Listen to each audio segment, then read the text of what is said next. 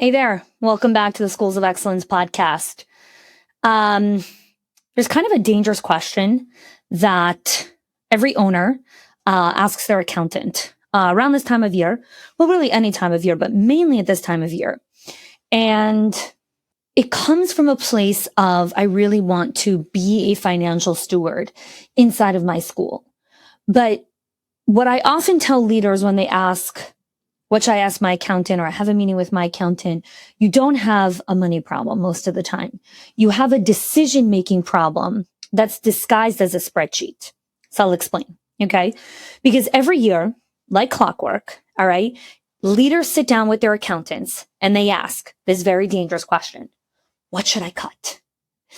Or the accountant comes to the leader and says, here's where you have to cut. Here's where things are getting difficult.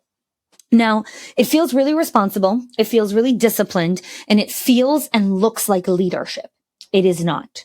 Because what you're actually doing is you are training your business to shrink every time it feels pressure.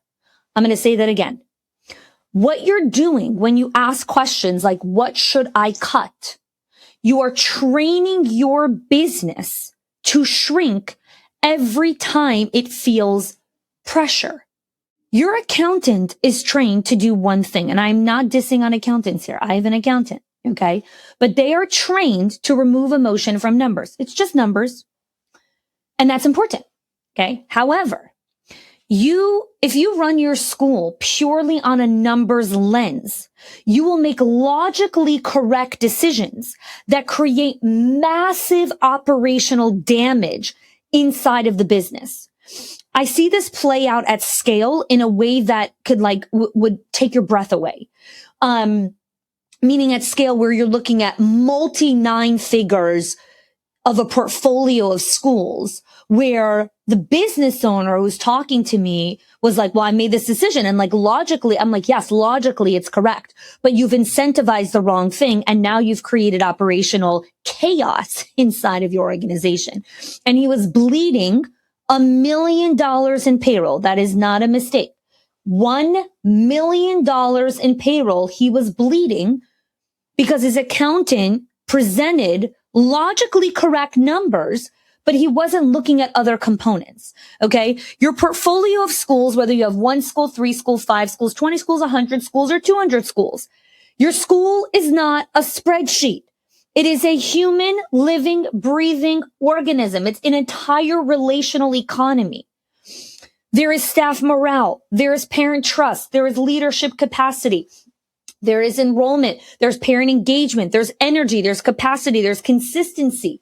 None of those things will show up cleanly on a P&L, but they are actually the difference between a profitable, sustainable school that is actually available for exit, if you're planning for exit, or even just viability, than the one that is constantly leaking money.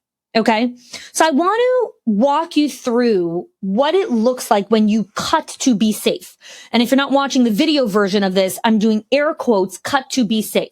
By the way, we do have video versions of our podcast on our YouTube channel. If you're a person that likes YouTube and likes to see the video version, definitely go ahead there and you can check us out on YouTube as well. So what do I mean by cut to be safe? You cut support, let's say, right? So your directors and your frontline staff start to absorb more of the pressure. When they're absorbing more pressure, it increases the amount of decisions that they have to make, which means the decision quality will automatically drop. If you start to cut training, you might have standards start drifting, which means inconsistencies will begin to return, which means you become back the system and the focal point of pressure and the shock absorber and the emotional stabilizer of the building. If you cut marketing, enrollment starts to slow, which panic follows, right? Which comes to a whole nother financial conversation. And so what happens is you start to make these decisions and you end off in a worse financial situation than you were when you started. So you cut again because you're back in that pressure place. And that is how businesses literally train themselves into chronic instability. This is how businesses chronically train themselves into chronic instability, not from bad intentions. It is from incomplete thinking processes. It is from an incomplete thinking process. So you're not making financial decisions based on reality. You're trying to make them based on a static budget. Now, accountants, they like things that are like, it's clean, it's boom, it's this, it's that, it's black, it's white, it's 1 + 1 = 2. Okay. Your school is constantly changing and evolving. Welcome to the world. And so that gap of the budget being this static thing versus your school being a living, breathing relational economy, that is where you hemorrhage money. So your accountant looks for revenue, expenses, and profit margins, okay? But your school is living inside fluctuating enrollment, staffing needs that keep shifting, ratios that need to be adjusting, changing demand throughout the day, not even the weeks, different classroom ratios hour to hour. And so when you make decisions purely from the lens of a P&L, you're not making decisions on a version of your business that even exists.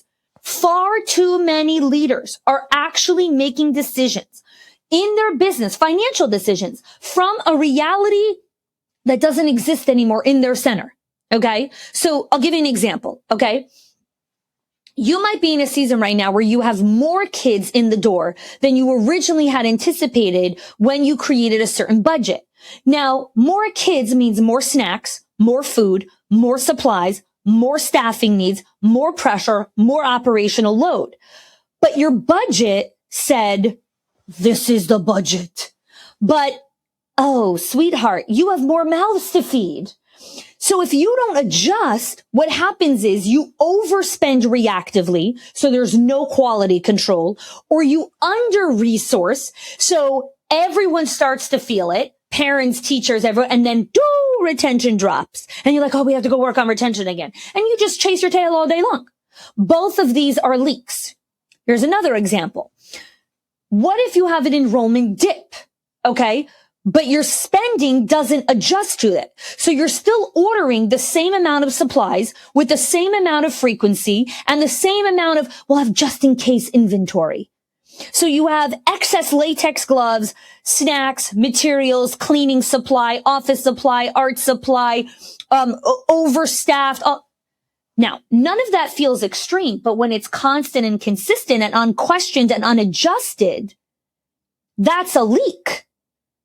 And no one's doing this because they're reckless. It's you're just not recalibrating on rhythm when this next shift happens because you're operating from a static budget. Okay. Profit does not get lost by giant obvious mistakes. And I say this all the time. Profit gets lost in not adjusting fast enough, in not aligning decisions with current reality quickly enough, and not knowing which money leak actually matters now. So most leaders are asking, what should I cut? The better question to ask is, where is money leaking right now based on our current operating reality? That's a different question. It's a lot of what I do with clients when we do our Increase Your Profit workshop, which is available. And you could click the link in the show notes to learn more about that.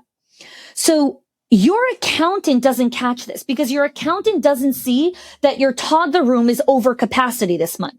Your accountant doesn't see that your staffing schedule is actually misaligned to peak hours that you have going on in this current season. Your accountant doesn't see that you're ordering like you're full and fully enrolled when you're not. They see totals. They see the spreadsheet and their fancy inputs that they put inside there. You live in patterns. What's going on now? Where is it repeating? So when you defer numbers without applying the operational truth and reality of your center, you make these clean decisions that look really clean on a spreadsheet, but they create the messiest, chaotic outcomes for your operating system in your school. So when leaders think about how do I increase my profit, they look at what expense do I have to cut? I need to watch payroll. I need to reduce waste. That's not a complete picture, my friends. Okay. Because profit is actually lost in very different places. It's lost in underutilized spaces. It's lost in inefficient scheduling. It's lost in overstaffing at the wrong time and understaffing at the wrong time. It's lost in reactive purchasing, in admin inefficiencies, in food waste. Those are not visible on a snapshot of a P&L review. So leaders cut what's visible and then ignore what's actually leaking. Your school, your business, okay, with humans, right? Again, relational economy requires human-based decisions, which means sometimes you invest when it doesn't make sense on paper. Sometimes you keep a role in the company because it protects leadership capacity. Sometimes you choose stability over short-term margin. Your accountant cannot make those decisions for you, because they do not live inside of the spreadsheet. They live inside of the economy of your school with humans. And you are the final authority on your business, not the spreadsheet. But we don't want to make these decisions because we're tapped out, we're exhausted, we're fatigued, we're overwhelmed, we made so many. So we just want to outsource this decision to someone who really is smart and knowledgeable. And your accountant is smart and knowledgeable, but you're actually deferring a decision or trying to delegate a decision that's not to be delegated. It actually belongs to you. So when your only lens of the world of financial decisions is, what do I cut? You miss where your profit is actually going. And you're likely, if you're like the hundreds of other clients that we've worked with when we've worked with them on how to increase their profit, you're sitting on 2 to 5% more profit than you actually are aware of. Not from cutting things, but by closing leaks that you cannot actually see. That's what I do in the Increase Your Profit workshop. This is not theory. This is not budgeting advice. You don't need to bring P&Ls. I'm going to show you where the money actually is escaping inside of your operation and how to reclaim it. Okay. And so far too often we overcomplicate something that could be a lot simpler to do predictably, reliably, and consistently. So I want to invite you to click the link in the show notes to check out our Increase Your Profit workshop. It is for 20 owners. Once we fill it, we close it because this is more customized and nuanced. And so I take a lot of questions. We did this in early January. It was phenomenal for all of the owners that came. And I hope that you can join us to be part of it. You could click the link in the show notes and I hope to see you there.